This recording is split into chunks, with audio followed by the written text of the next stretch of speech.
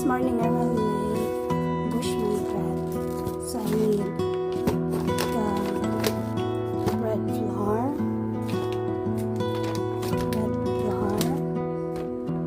brown sugar, molasses, chocolate powder, and some soya mamaya na. So, then some butter. Ito na siya. And after mixing all the ingredients, then mix it for 15 minutes.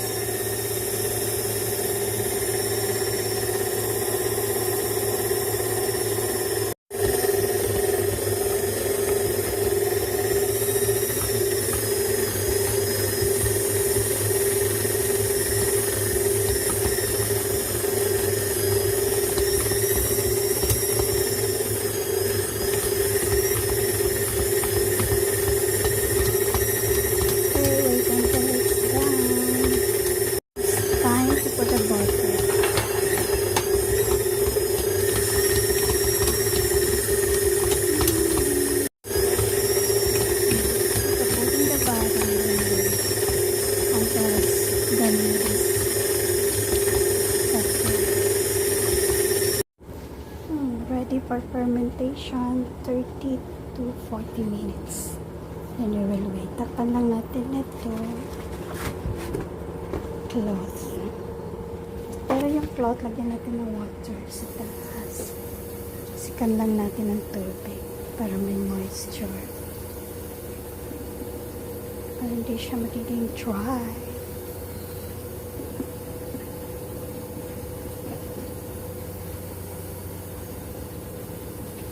Okay, then wait 30 to 40 minutes. First fermentation pa lang to. Then, imo-mold natin siya. Then, go for second fermentation. Then, it's bake time. I'll check again later. Ito na siya after 40 minutes. Nag-raise na siya. Set the pans down. Then we'll divide that two. Okay. Yan na.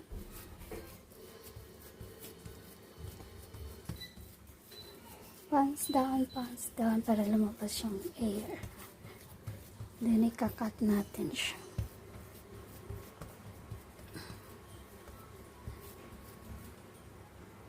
Yan na. Cutting time. Okay, we'll divide the dough now.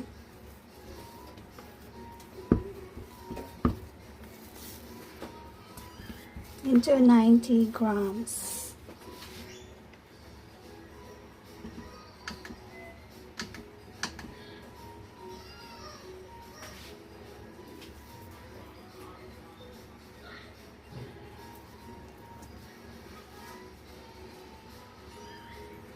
Ngayon ko na lang siguro 60 para hindi masyado malalaki. Kasi parang nakakaumay naman yung malalaking bread.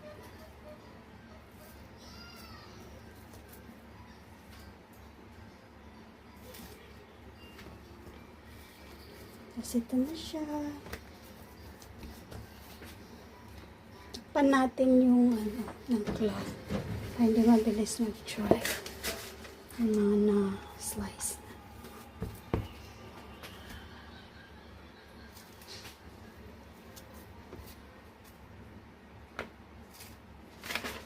Balikan ko kayo after makat.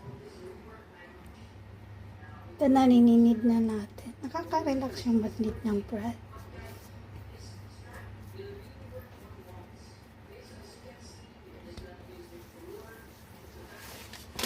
I love this portion.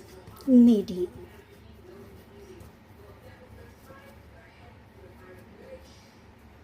Ito na siya.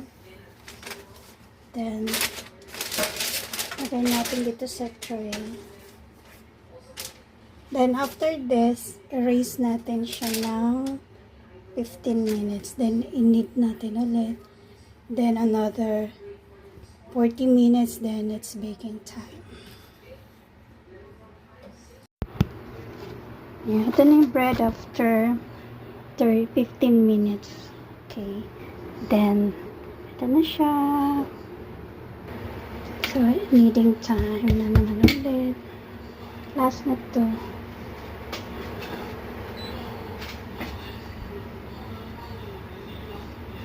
Yan. Ganyan. Kaya natin siyang pahaba. Parang croissant style.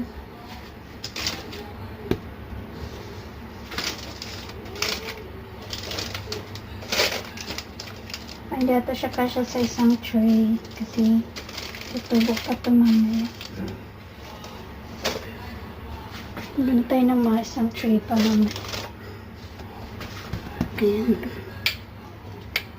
Marami tayo neto. Okay, after this, you raise 30 minutes again. Fermentation time. Last fermentation. Balikan ko kaya pang natapos ko to. So, ito na yung final kneading. Then, nakagawa ako ng ilang bread to 1, 2, 3, 4, 5, 6 plus 3, 9 breads. Yan. So, after 30 minutes of fermentation, tingnan natin. It's baking time. Good luck. Sana maganda yung pagkagawa. Pagka-raise niya. Lagay natin dito. Ito natin i-ferment. Okay. Then I will set the fermentation time. Ay, lakas naman nun. Okay, fermentation time. So, ito yun. Then,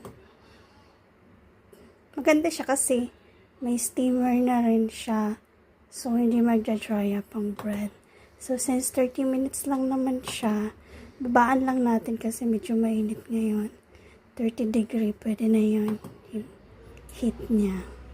Then, we'll wait. Fermentation is done.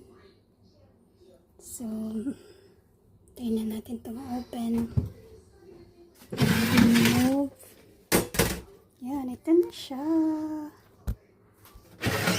Yes, ano siya.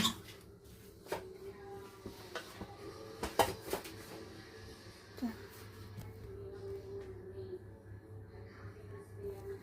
Check na natin.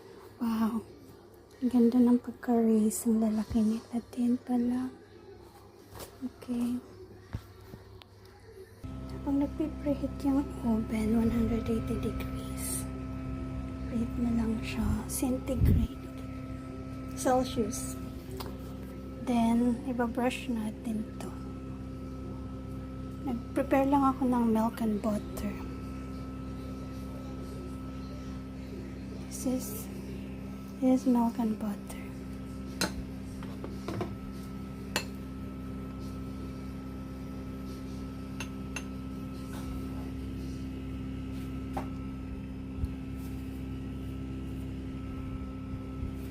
Para may moisture lang sa taas. Ay, nasira siya. Pero okay lang yan.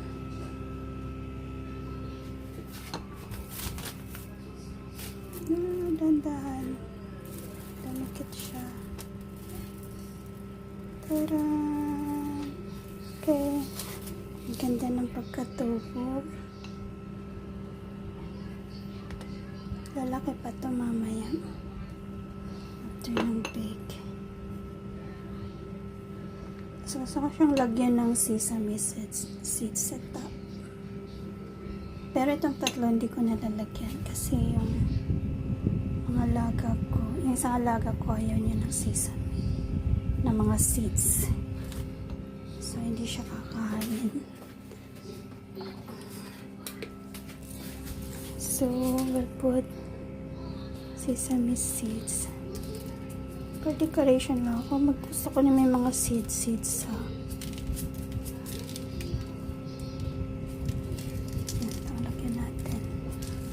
Siguro yung 4, di ko nalalagyan. Para sa mga aking alaga. Ito, 2 sila. Ethan! You want to put sesame seeds in your bread? Can I eat some fruit? Here, bread. Want to put sesame seeds? No need. No need, okay. Can I eat some fruit?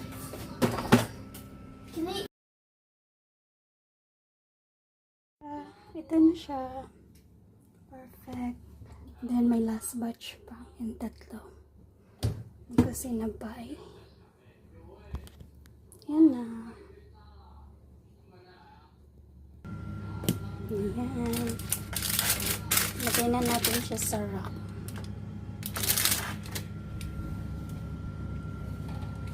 Lamigin muna natin.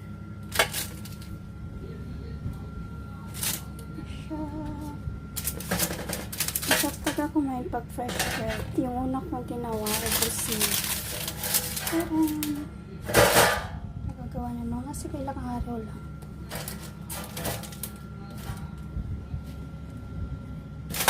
Okay, then waiting for the tree inside.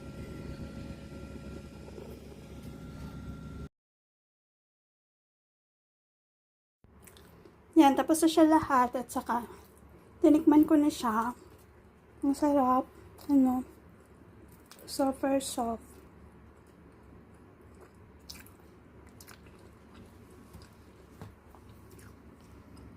Yan. Ito lahat ang nagawa ko.